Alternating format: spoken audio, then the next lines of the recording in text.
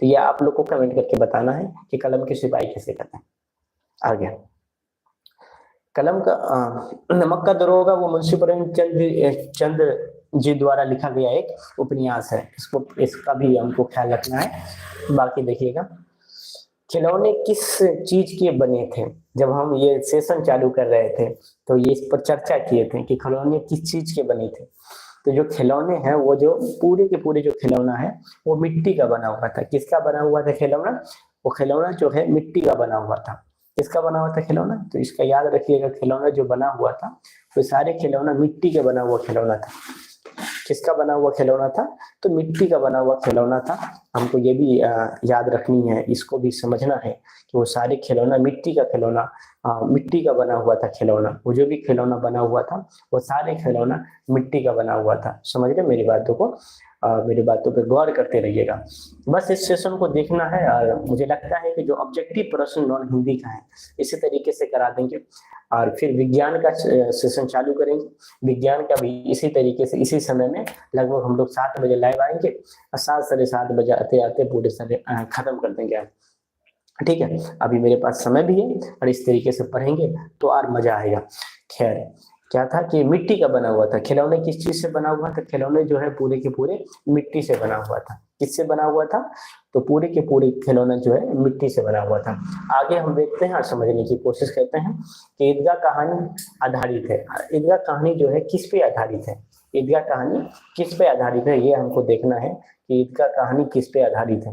तो ईदगाह कहानी किस पे आधारित है? तो ये है बाल मनोविज्ञान पर।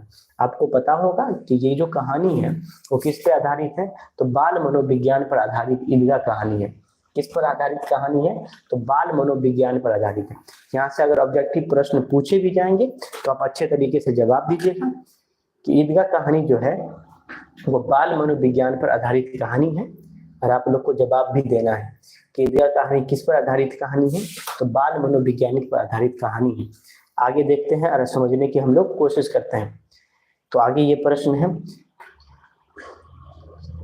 बस ये जो भी प्रश्न था हमने पूरे तरीके से कंप्लीट कर दिया और बहुत अच्छा लगा कि आप लोग हम इसमें जुड़े रहे।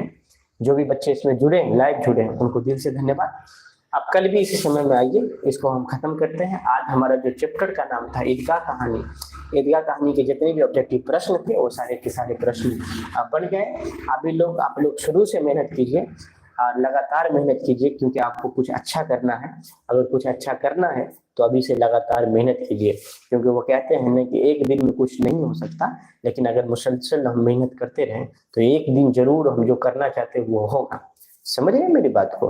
तो चलिए इस सेशन को यहीं पर खत्म करते हैं। बाकी आप बताइएगा, क्योंकि मैं पहली बार यूट्यूब पर लाइव आया हूँ तो कोई समस्या दिक्कत हुई है तो वो भी बताइएगा। बाकी मिलते हैं हम अगले क्लास यानी कि कल। हम हर रोज लाइव आया करेंगे। बहुत बहुत धन्यवाद आपको लाइव जुड़ने के लिए।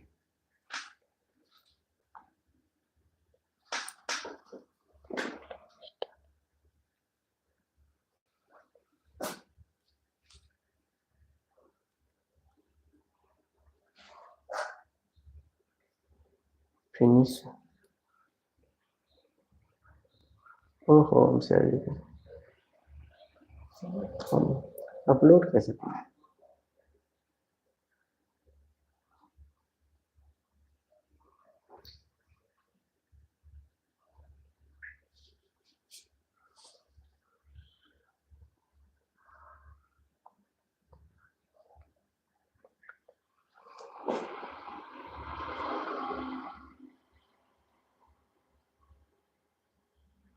फिनिश तो हो जा भाई।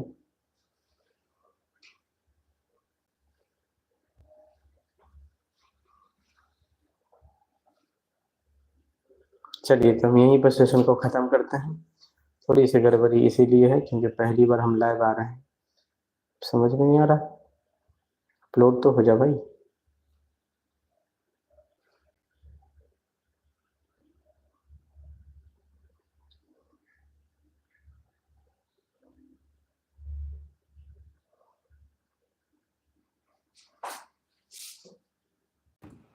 अरे अरे फिनिश तो हो गया।